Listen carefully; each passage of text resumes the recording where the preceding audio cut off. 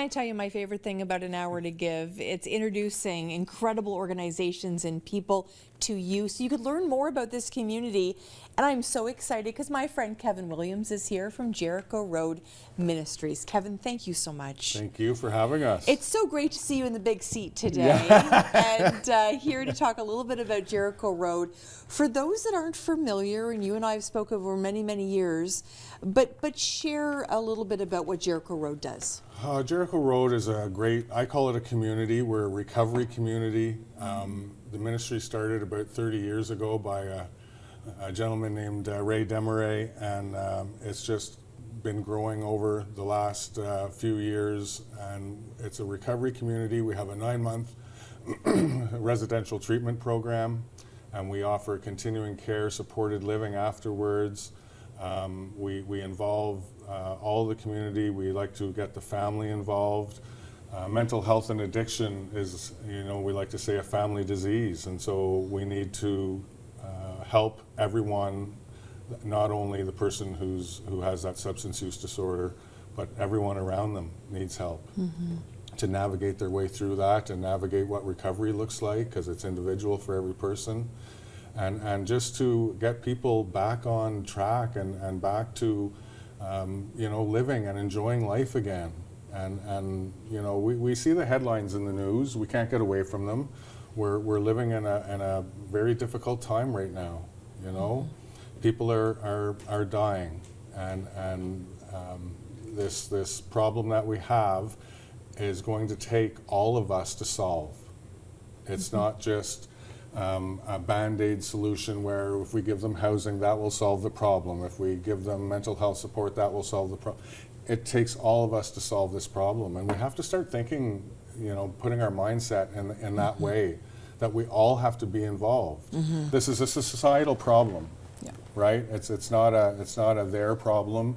It's a problem for all of us, and so we all need to be active and helping people be healthy and helping people be the people that they're meant to be, And here's what I know about Jericho Road, because as you know, a friend of mine had a son attend, is that when you get connected to Jericho Road, you understand how special it is. It's to spread the word so that everybody understands how crucial this organization is. You've got lots of friends you're bringing on the show today too, which I think is really important, because I hear you, I just hear we're going to break down some silos today. Yeah, and we've been kind of on this mission lately to break down silos, especially with a lot of the faith communities that are doing great work in the city. Capital City Mission and Restoring Hope, we work really well together. We're all doing the same work. And we just realized that, there was this quote, and I can't remember who said it, but it basically says that as nonprofits and people who are helping other people, if we're not working together, then we're just working for ourselves. And if we're working for ourselves, then we're not serving the people that we are, trying to help to the best of our abilities. So we should be working together. And as nonprofits, we need to work together to help share resources, not only material resources, but human resources as well. And to be connected so that if a client of ours has a problem or a question, we know at least where to direct them, where to bring them, and just help each other out as much as we can so that we're helping those who we serve so much better. And I think too, and correct me if I'm wrong, I feel like things have changed so much with the opioid crisis and with the pandemic, and I thought it was a crisis before the pandemic, and now it was. The pandemic just kind of took the sheets off. There you go. Right? Yeah. And I mean, it's no news to all of us if you watch the local news.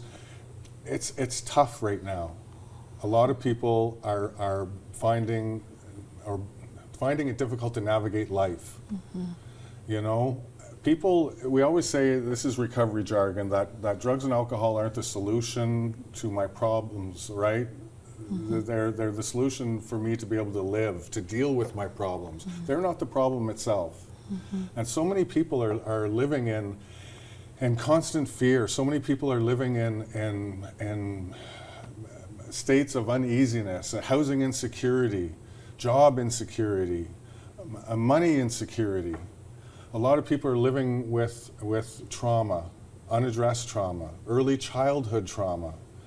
All these things people don't know how to cope with. And so drugs and alcohol just allow them to be able to cope with life.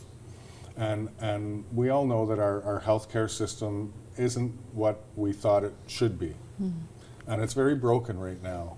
And people are finding it very difficult to access the services that they need. How do I deal with trauma that's coming up that I've experienced as a child? It hurts, it's painful. It makes me not want to live. And so how do I deal with that? We just don't have enough resources to help people nowadays. And so they turn to drugs and alcohol.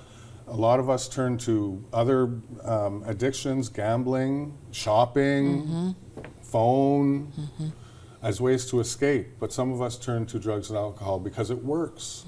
It works. It takes the pain away instantly, but for a very short period. And then we get caught up in the cycle of addiction. And it's so sad to see. But so many people are on the verge of being homeless right now. It doesn't take much. It doesn't. And there, by the grace of God, go I. Well, exactly, right? Yeah. So the pandemic just kind of took the sheets off of that. It put people in a lot of positions that they weren't used to being in. It isolated a lot of us. Isolation is just, that's what this disease does.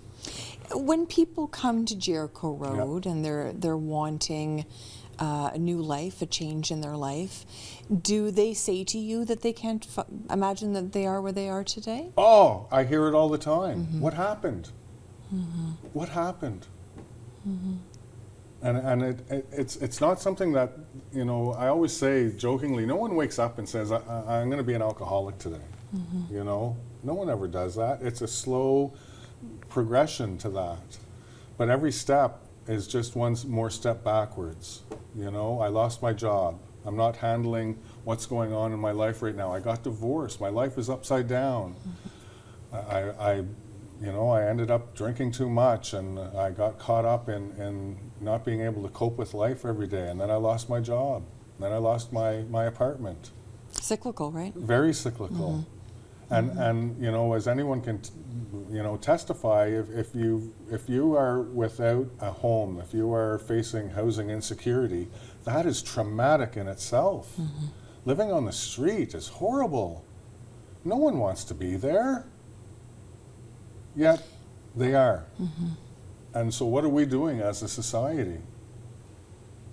They need multi-layers of help. We need to address mental health. We need to address addictions. We need to address the housing insecurity. We need to address employment and all these things to help these people start living the life that I firmly believe that God wants them to have. What does Jericho Road need? The biggest thing that we're always striving for as a nonprofit is being able to meet our monthly monetary needs. It costs a lot of money to put people into a residential treatment program, and to provide the staff and the counseling, the care. It costs a lot of money, and so we're always looking forward, and we did something that we didn't think we'd be able to do during the pandemic. We expanded our services. Really? Yeah. Wow. Because the need was so great. We had up to a 20 to 30 person waiting list at any given time. So if someone's calling you to say, today I've made that decision, I'm going to get help, and you're on the other end of the phone saying, great, call me in 3 months. That's hard. That's hard, right? Because that window of opportunity where they've made a decision to do something, to make that change because they're hurting so much, and we can't give them that opportunity. It's horrible. And what I know from my work, as you know, I worked in homelessness for about 10 years. Yeah, over 10. What I know is that sometimes that call, that minute, the next minute could be very different. That's right. And so the hardest part that my staff face working at Jericho Road is that we tell people who are on our waiting list to call us every week. Call us. Let us know that you're doing okay. Call us if we can help you in any way, help you get into detox, help you get some safe housing, whatever it is. Until they can get to you. they can get into our program. But the hardest thing that my staff has to do is deal with the phone calls where it's the mother or the father or the brother or the sister saying you can take them off the waiting list because they're dead. Oh, Kevin. You know, but that's the reality of it. That's the reality of it, and it's brutal. It's brutal, and this is part of why we want to foster these conversations and communities and taking down the silos with other ministries in Ottawa, is because we can do better if we work together. Boy, that's hard to hear. Well, it's the truth, and it's brutal. It's Do you brutal, think but the it's the average truth. person really understands? I mean, it takes a lot to surprise me, as you know, Yeah. but you just did. Yeah. And not that I didn't know that that was the truth, but to hear it like that, do you think the average person living in Ottawa, in Canada, understands that this crisis is as big as it We've is? become numb to it. You know, the media does a great job in highlighting what's going on in the mental health and addictions scene, so to speak, but we've become numb to it. It becomes old news. Oh, I've read that. I've heard that. Whatever, fill in the blank. But this problem isn't going away. It's getting worse, and it's getting worse. And the more barriers that people face, the more isolation they face, the more lack of resources that they're able to grab onto, it's just going to get worse. You know, it's hard to tell someone, you know, who's reaching out for help, you got to wait, and especially in our mental health care right now.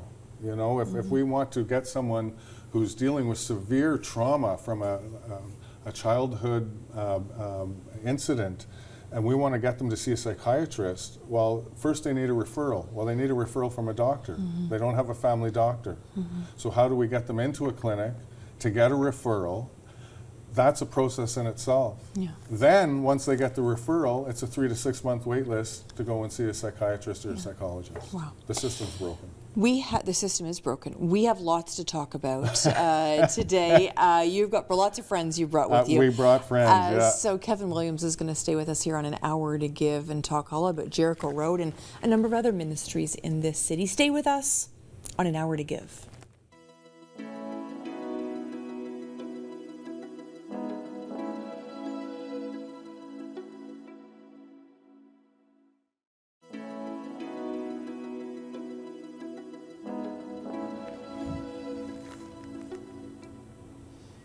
Well, we promised you that Kevin Williams from Jericho Road was going to bring friends, and he did just that. Kelty Davidson is with us today. Hello, Kelty. Nice to see you. Hi, great to be here. Executive Director of Capital City Missions, which is really an important organization. Talk to me a little bit about your organization. Yeah, so we run a daytime drop-in center in Ottawa's Lower Town. We're right on Rideau Street, so we become an important stopping point for folks in Vanier, headed to services in town. We're pretty close to many of the shelters, so folks from the shelters can come, have a quiet, a safe space to spend time during the day. We try really hard to foster a place of community where people can build friendships and kind of form family relationships that they might not currently have at this point in life. And we serve free sandwiches, coffee, fresh fruit on a daily basis to our community. Yeah, really important. And of course, you work together because partnerships are important. How important is the work you do with Kelty? Oh, we've been working together for how long now? 6 years? Well, it's interesting. We sort of rekindled things for our organizations about 8 years ago, doing a big fundraiser together. Nice. But going back to our historic roots, our executive director and founder back in those days was doing the Jericho Road Coffee House. So the organizations have been linked for for many years, for sure. Which is great. And as we talked about in the first segment today, those partnerships are so crucial to be able to create this opportunity. Talk to me a little bit about how you work together. So the main one that we really enjoy doing, we just finished Coldest Night of the Year.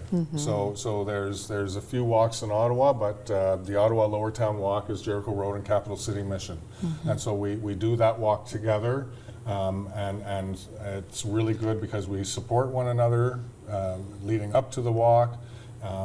We have a great time getting together. We're taking both of our communities together on walk day and meeting and having the walk and chili dinner, and it's just a great day of community.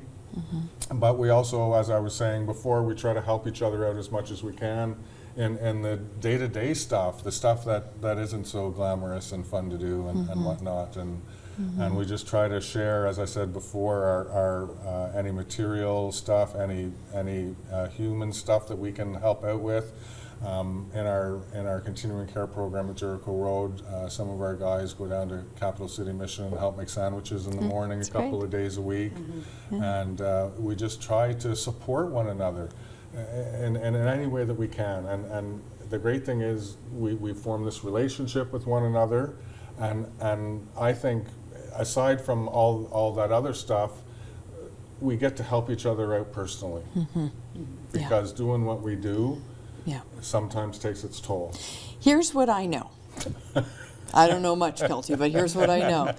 Is sometimes the loneliest places at the top. Those executive director positions, the CEO positions, can be quite lonely. You've got your board looking at you, you've got, the beneficiaries looking at you saying, can you do more? You've got political leaders going, can you get this done? And it can be sometimes hard to kind of hold that role yourself. Is the relationship you have with Kevin and others, we're going to speak as well with another one of your friends, is that one of those opportunities to really feel like you're collaborating? Yeah, for sure. I think I think Kevin touched on it. We're sort of supporting each other in every way that we can, in terms of fundraising, in terms of, giving some of their guys opportunities to volunteer.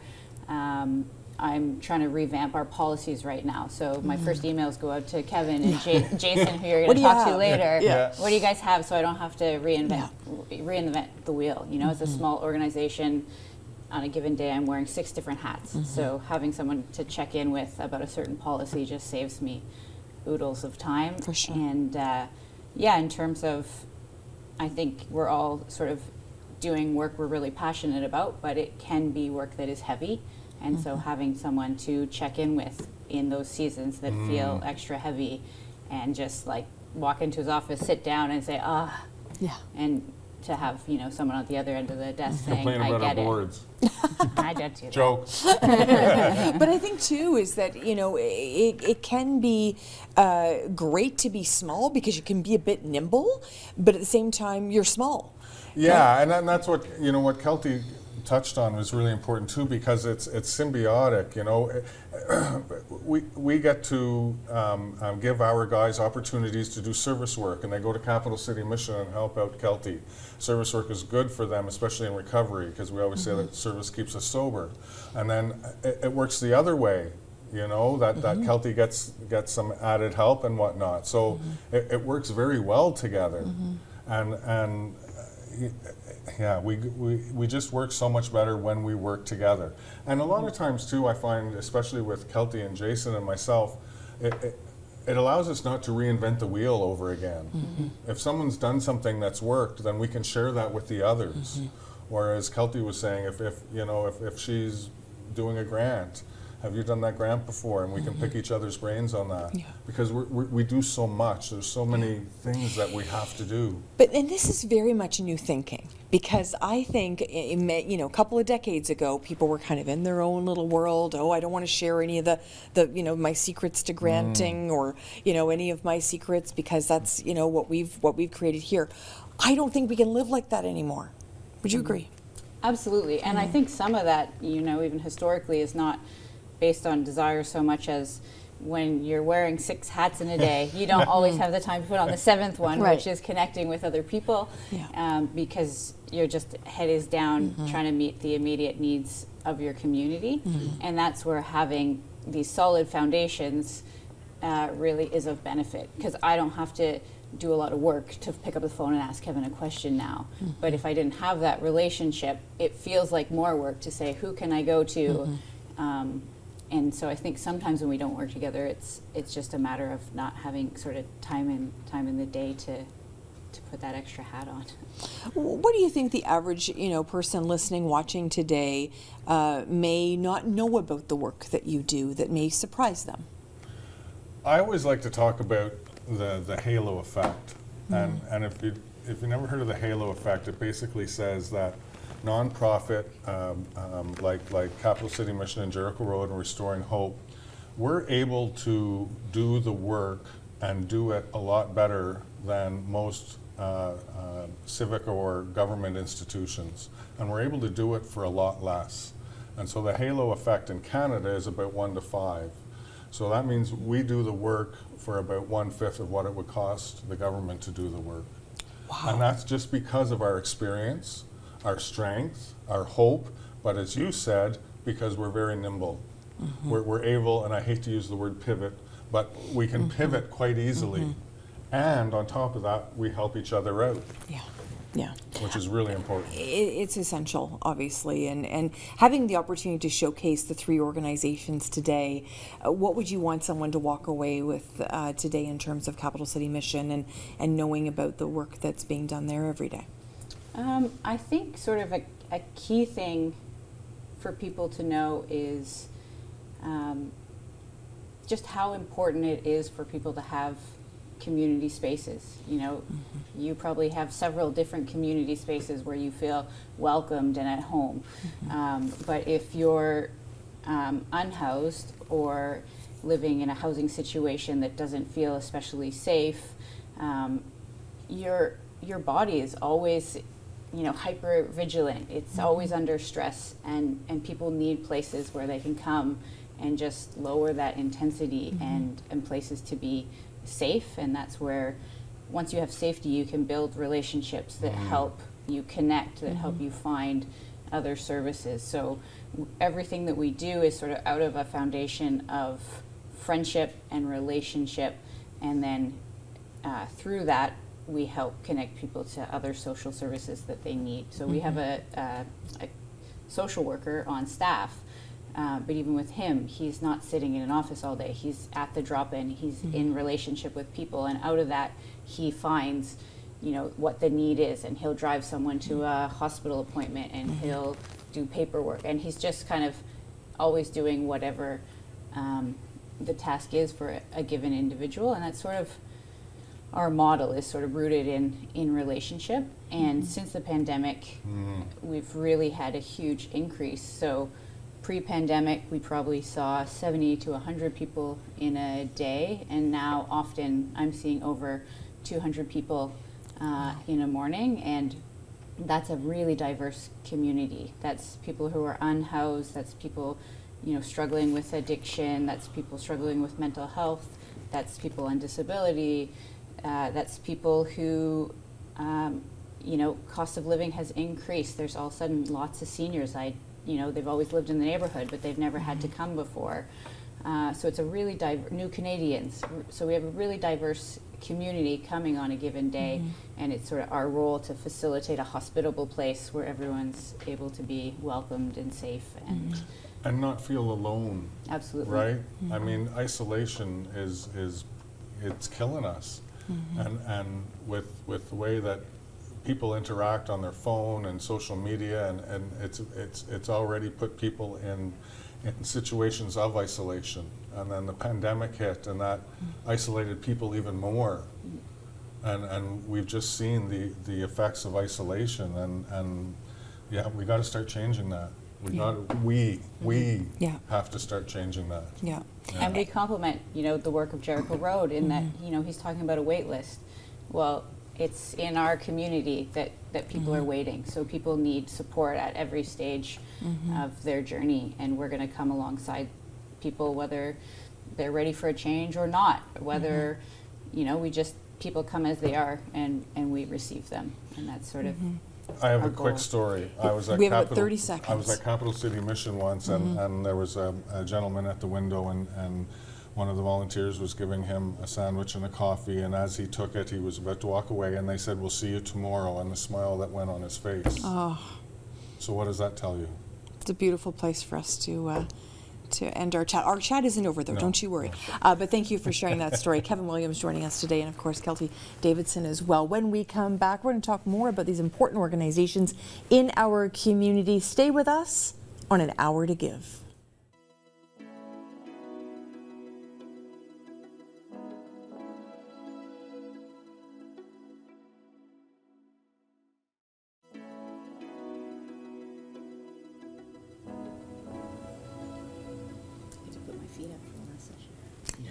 We're featuring Jericho Road Ministries today, Restoring Hope Ministries and Capital City Mission. Lots of great information today. We want to welcome to the show Jason Pino. He is from Restoring Hope Ministries. Hello. Hi, thank you, Sam. Thanks for letting me Wonderful be to be here. And of Thank course, you. you're here with the lovely Kelty Davidson. She's amazing. Yep. From Capital City and working together, obviously. We've talked about kind of breaking down those silos. Yeah. And some of those smaller organizations like you are, Yeah. you know, you kind of think, why can't we get the attention of that big guy over there? Or why can't we, you know, get this kind of funding? Yeah. Is it frustrating sometimes?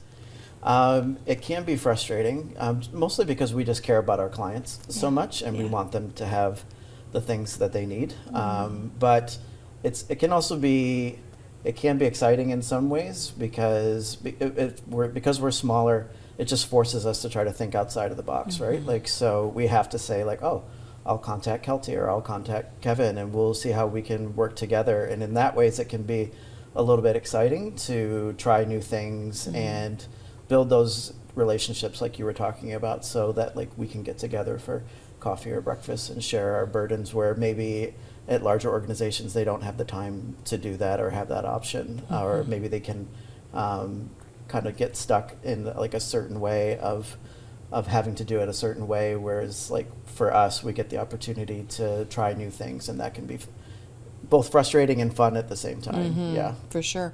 And we know that, you know, in terms of addictions, we know it's been a bit of a political hot potato, unfortunately. I mean, people, you know, talk about what's happened with homelessness, talk about what's happened with mental health, and sometimes we see great strides, and sometimes it can be frustrating. Even as a resident, I'm like, why are we not spending more money? Why are we not investing? If I was to beam in right now, all of Ottawa City Council, every MPP and every MP, what would you say to them, Kelty? We call our drop-in the drop-in. So Yeah. I'd say drop in. Yeah. And see for themselves. And see for right? themselves, yeah, exactly. I think once you know the stories of individuals, you're a lot more interested to make a difference. And I think, we're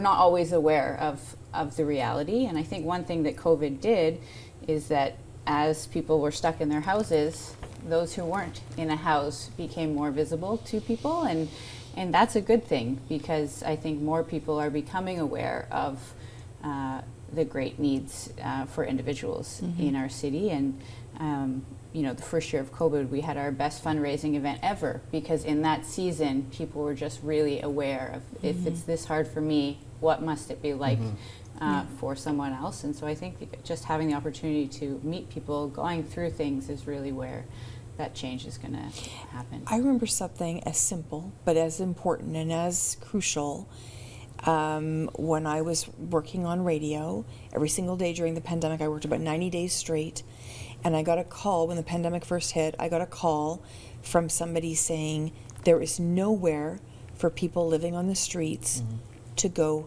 to the bathroom.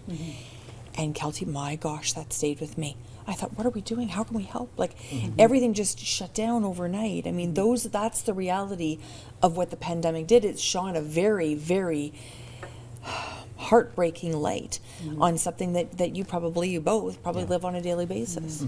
I mean, the pandemic too is a good example of what is it like being a small organization, because when the pandemic struck, big organizations had to shut down, and they had to, for good reasons, and they had to figure out, what is our response? How are we going to keep staff safe? What are we going to do?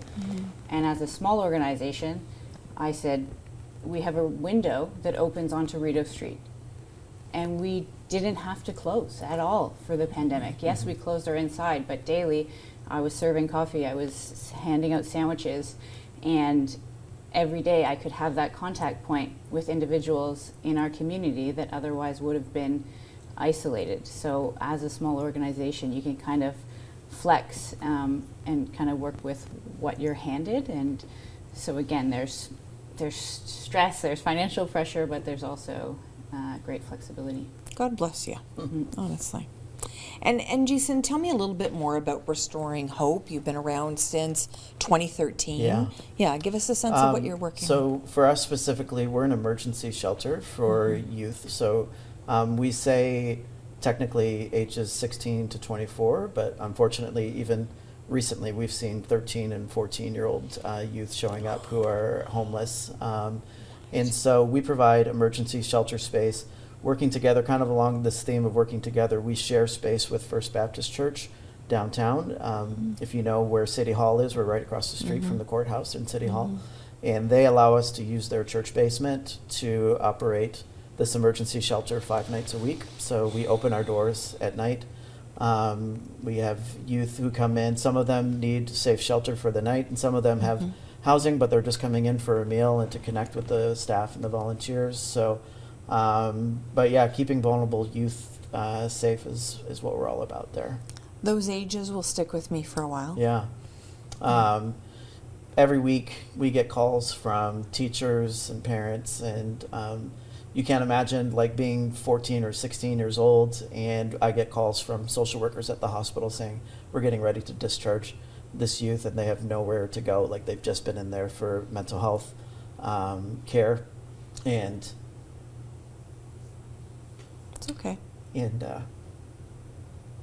Yeah, they're about to be released and they have nowhere to go, no parents to come pick them up, or so they can be very vulnerable. And that's what I wanted to say when you were asking about what I would want politicians or our policymakers to know. I would want to say, like, don't look at our clients as a burden, right? Or like as a problem that you have to solve, because when we read these articles about encampments being torn down, or what are we going to do about the marketplace and these people, making it so difficult and stuff, is like we're looking at these people as if they're burdens or if they're problems. And I think if we see them as the people that they are, and that they're just suffering and that they need our help, and that we would want to invest in showing them love, and we would want to invest in showing them care and mercy, and it would change our mindset. Like we would want to invest the resources to help them, instead of thinking like, oh, that's a problem that we've got to get rid of, and we don't want to put any kind of resources or help towards that, because we somehow think that if we just don't address it, that it'll just go away on its own or something. And we know through working with these people on a daily basis that it doesn't go away. Like they need help, and that they can be helped, that when the resources and the services are available to them, that they will make those changes, that it will make a difference in their lives. So it's not an empty, if you want to call it an investment, it's not an investment that doesn't work or anything. We just need the people in there that really care and really know what's needed, and to listen to those people that are saying like, hey, we're working with these people every single day, and we're telling you what we need. Trust us that we're not, that we know what we're talking about. Yeah. I have a 16-year-old daughter. Yeah. Yeah, and I have, for me, like we've been doing this for 10 years, so I have 2 kids that are older now, but often that was something that we would see. And one of the motivations to start Restoring Hope was I was doing a lot of street outreach at that time, and seeing kids that didn't have anywhere to go at night, and having to like leave and come home and know that I couldn't help them. And I think something that we're all motivated by as in our organizations is we want the ability to say yes to people, right? Like we don't want to have to say no, like Kevin was talking about. When we get those phone calls, we want to be able to say, yes, please drop off your son, or please like tell that youth that they can come and stay with us. We just want the ability to keep saying yes to people when they come to us for help, and that's what we're looking for. So it's about more yeses, Kelty. Yeah. Yeah, That's what you're looking for too? Yeah. And who are the yeses that you're looking to get? From who? From donors, from funders, from government? I mean, again, as a small organization, I I mentioned, it's more than double the people that we're seeing in a given day, and it's all those people coming in, and it's just more of everything when you see more people in a day. So I've had to, double my staff team, and we do that through our donor base. We do it through grants, and I'm just sort of learning that juggling match because my budget has more than doubled. So I'm having to grapple with where to get those funds, because we didn't have a growth model to grow. We had more people coming through our doors, and again, that's why I reach out to you guys. I reach out to Kevin. Like, how are we going to sustain the growth that our community just needs? It's not sort of a decision. I didn't have a aspiration to grow. For sure. And I remember working in homelessness, and we kept saying to people, we'd love to not be here, because we'd love the problem to be solved. I mean, that was more than a decade ago, and it's gotten worse. And I just think the beautiful intersection between the three organizations, Jericho Road, of course, Restoring Hope, and Capital City, I can see why, when you first sort of approached me about all coming on together, I thought, well, that's really innovative. I get it, by the way. This beautiful intersection of the three of you. You wouldn't do it any other way, Jason? No, I mean, now that I've had the chance to do it like this, and what I appreciate about Kelty and Kevin is, again, the three of us kind of come together with our faith as well as a part of the work that we do. And I think our faith gives us an attitude of hope and hopefulness, as opposed to getting too cynical or losing faith, right? So we believe that God loves the people that we work with, and that He wants them to receive the love and the help that they need. And so that gives us hope that the resources are going to be there, and that if we figure out a way to work together, that it's all going to work out, kind of thing. So I think that's why we don't kind of have this fear of if we help each other, they're going to get something that I don't. We have this hopefulness, I think, that if we work together, then everything's going to work out great. And it's kind of working out of a spirit of abundance, or a hope for abundance, as opposed to in fear. When you're afraid, you try to cut yourself off, or you make bad decisions, I think, when you're afraid. But you make better decisions when you're acting out of hope, and that's what's been so great about working with Kelty and Kevin. Wonderful, beautifully said. Yeah. Jason Pino joining us today. Kelty Davidson, thank you so much for spending time with us. Thank you. We've got lots to talk about still some opportunities to learn all about these great organizations. Of course, Jericho Road, Capital City Ministries, Capital City Mission, and of course, Restoring Hope Ministries. Thank you so much for spending time with us here on An Hour to Give. We're coming right back. We hope you do too.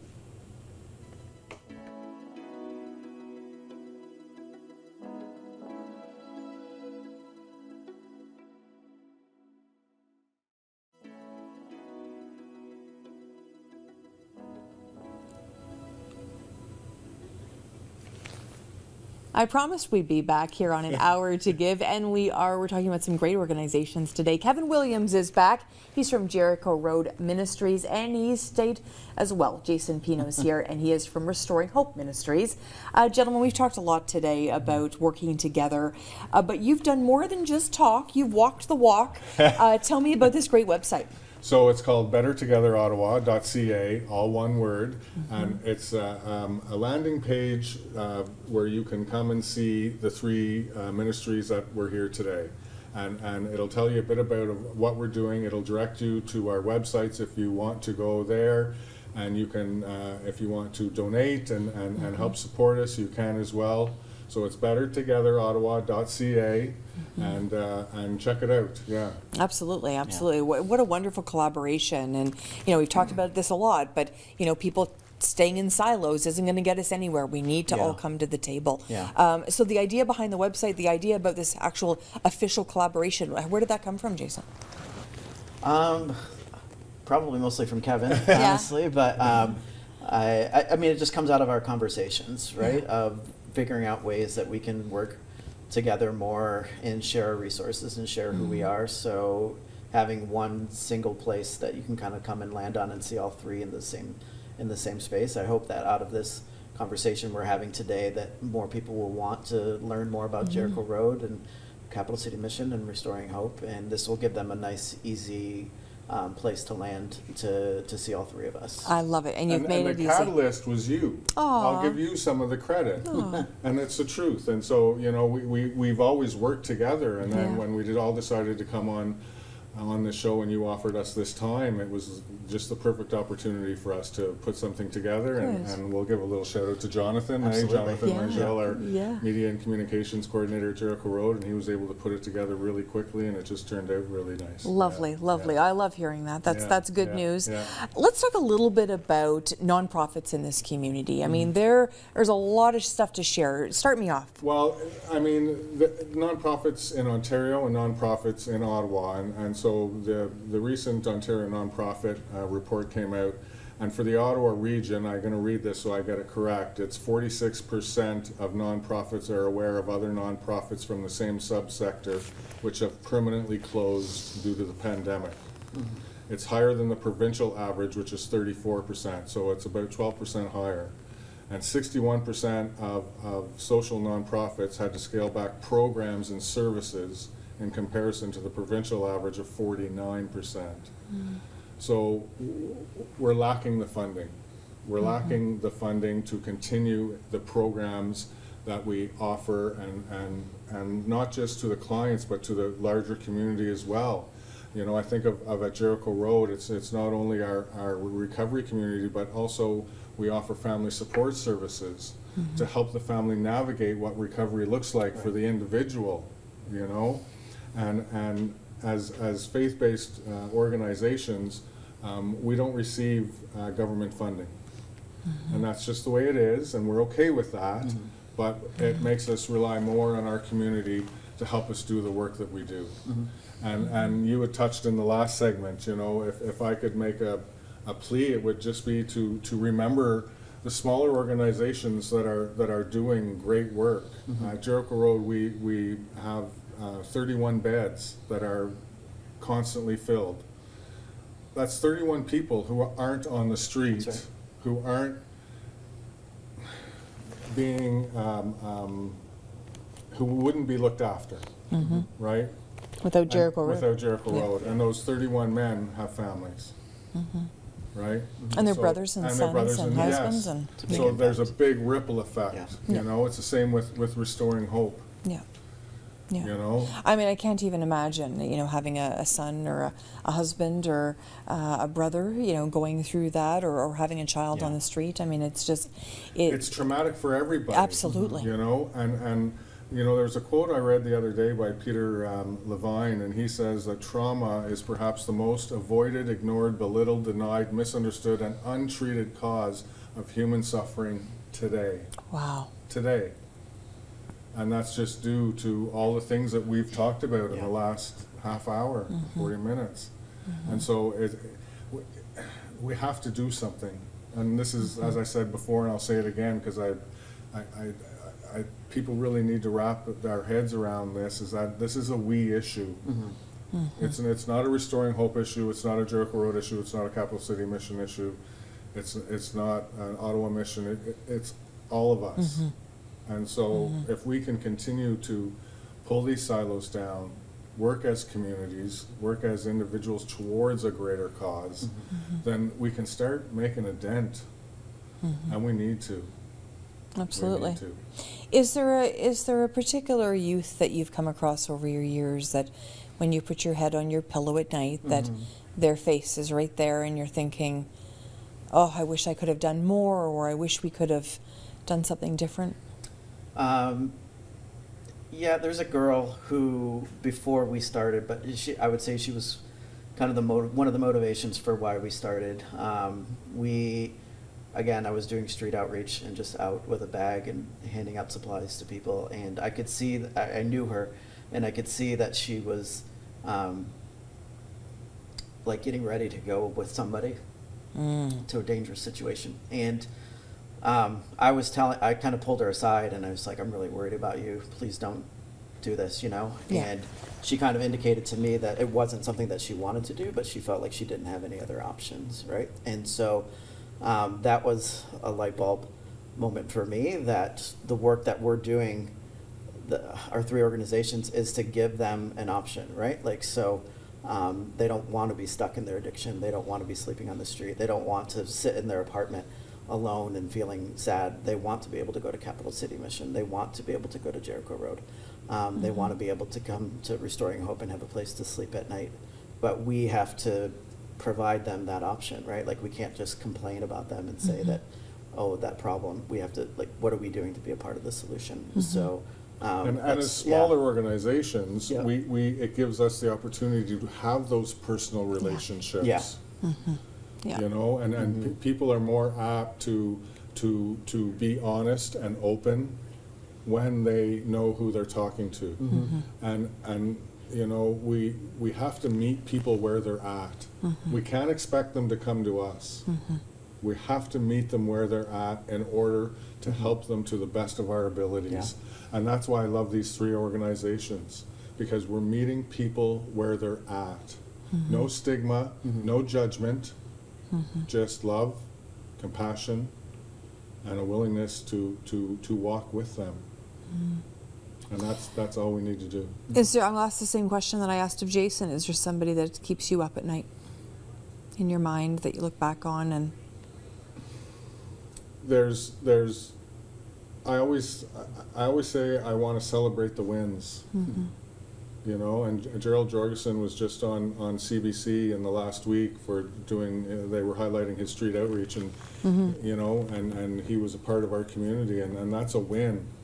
That's a win to see someone get their life back, be able to live life on life's terms, and then to turn that around and start giving back to the community. That's a win. I don't like to talk about the losses. We see enough of the loss. We're surrounded by it. You know, I remember my sponsor telling me the best investment you can make if you're in recovery is to buy a black suit. And he said, you'll have a black suit, and it'll be for you to go to funerals at, because the longer you stay in recovery, the more funerals you're going to go to, or it'll give you something for your parents to bury you in, so they don't have to buy another one. well, So I don't want to buy another suit. yeah. No, that's. I don't want you buying another suit either. By the way, I mean that's really impactful, and I think it's important to focus obviously on the success, and the moving forward. Yeah. I know for myself, and I certainly haven't put in the time that you gentlemen have, but when you saw somebody leave after you saw them in recovery, and then you see them come back, my heart just did a you know, that was hard to see somebody come back, but then you thought. But they came back. They came back. It's you know what I mean? They're back. Exactly. Right? Yeah. That's a win. Yeah. They're still Because reaching out for help. we've given them a safe place, Yeah. and they know that they can go back. Yeah. That's a win. Yeah. Right? Yeah. And we really believe in the full circle. We like to hire staff with lived experience. That's giving them purpose. And who better to help someone who's struggling with mental health or homelessness or addiction than someone who's been there and has a way out, has found the solution, and can meet that person where they're at and try to give them the solution. 100%. So that they don't have to go through any more suffering, Yeah. any more trauma. Absolutely. Yeah. BetterTogetherOttawa.ca is Yeah. where we're headed. Yeah. Obviously, lots of donations would be beautifully accepted there. Yeah. Anything else you're needing? Is it, you know, I always think of philanthropy, time, talent, and treasure. Yeah. Are you looking for volunteers, Jason, for instance, for all of Just you? a few quick things. So yes, volunteers for our drop-in. We're always looking for, we provide meals each night, so we have opportunities for people to cook meals and bring them so that we can serve the youth meals. And one that's coming up is similar to Coldest Night. We do an event called Ride for Refuge. That's going to be coming up in October, but we're already working towards that now, looking for team captains to help us raise money. And it's a ride, walk / type of event, but all to, we're hoping to raise enough money to cover 2 months of expenses right now for Nice. us. So that's our big goal moving forward. So anybody that might be interested in being a team captain or getting involved in different ways with Restoring Hope, that's what we would love to see right now. Excellent. Anything you're looking for in particular? We're always just looking for community. If you want to get involved, go to our website. There's Yeah. a contact page. Get in touch with us. We'll answer it as best as we can in the time that we have. And it's just about being connected. The opposite of addiction is connection. And the more we're connected, we become a part of the solution rather than a part of the problem. And so let's just start taking those silos down and getting connected. Yeah, I love it. Yeah, and go to our landing page, bettertogetherottawa.ca. There'll be more stuff posted in the future, and hopefully a Yeah. few more fundraising events together. You know, we combine our resources. We don't have the money of the big guys, and so if we can fundraise together and support one another that way, that's even better. The passion comes through. I can tell how hard you've all worked. Of course, your colleague as well, Kelty, and you know I think that's all a big part of this is coming together, working hard together to ensure that you know the people that are most vulnerable in this city are taken care of. So you know you've done a beautiful job there, and I really value what you've all brought. And I'm hoping today we've inspired people to visit bettertogetherottawa.ca. Reach out to each and every one of you. Keep up the great work. And you too. We thank you so much. Thank you. My pleasure. And remember to take care of yourselves. I'm trying not to be a mother right now, I swear. That's But why we work together please for remember those to do reminders. that. Yes. Right? There you go. Yeah, I Thank you. appreciate it very much. Today on An Hour to Give, we focused on, of course, Jericho Road Ministries, Restoring Hope Ministries, and Capital City Mission. BetterTogetherOttawa.ca is where you're going to want to go to get all that great information. I'm Sam Laprade. Thanks for staying with us on An Hour to Give.